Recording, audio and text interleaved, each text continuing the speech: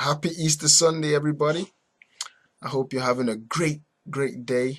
Um, you know, as much as we're going to enjoy the lovely meal and the Easter bunnies and the Easter eggs and all the wonderful goodies that come along with this wonderful day, I don't want us to let us not forget the death and the resurrection of Jesus, which is the foundation of Easter, which is the whole essence of Easter. Christ died a painful death so we can live comfortably. Christ paid a high price so we can live a high life. And let's not lose sight of that in the midst of all the enjoyment that we're going to have in this season. This time of the year, when we start talking about the death and resurrection of Christ, it really takes us back to a time of reflection. We ought to ask ourselves, am I really in a religion, or am I in a relationship with God? Am I just in a religion, or am I in a relationship with God? Personally, Christianity to me is far more than just a religion. I consider Christianity as a relationship with God. Consider this analogy. A man who is married to his wife, that man has locked in. Monday through Sunday, from that time onwards, he is married. He's in a marital relationship. Every decision that man makes going forwards, he has to consider his wife. Would my wife approve of this? How would this affect my wife?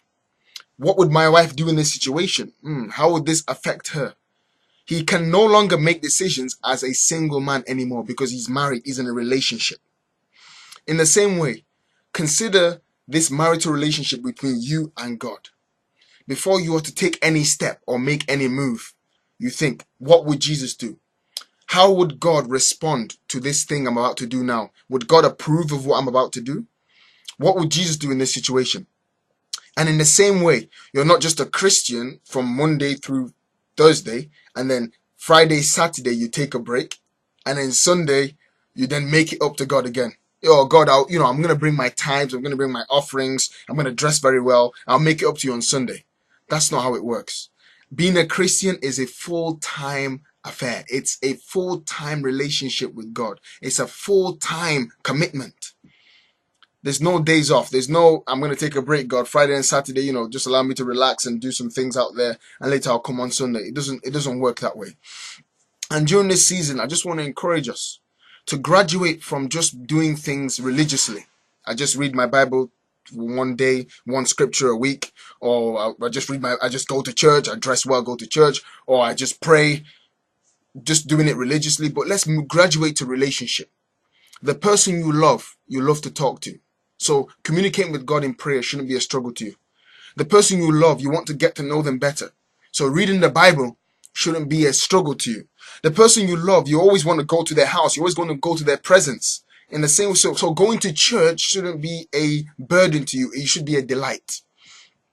Many people do things religiously, but underlying, there is no relationship there.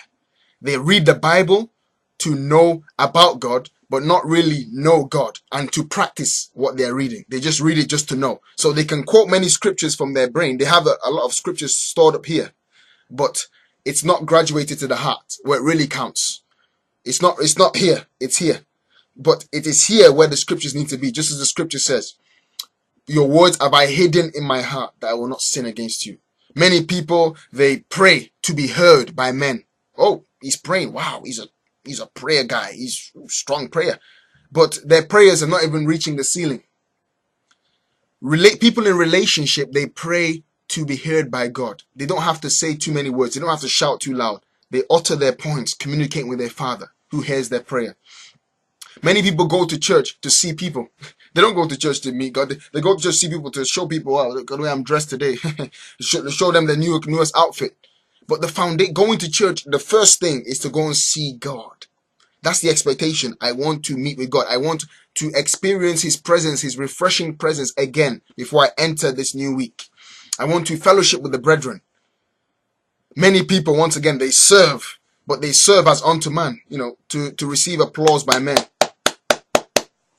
We ought to serve as unto the Lord. This is the difference between just doing things religiously and doing things in a relationship. When you're in a relationship with God, what your actions, it comes from the heart. And every day of the week, you're tied in. You're sold out to God.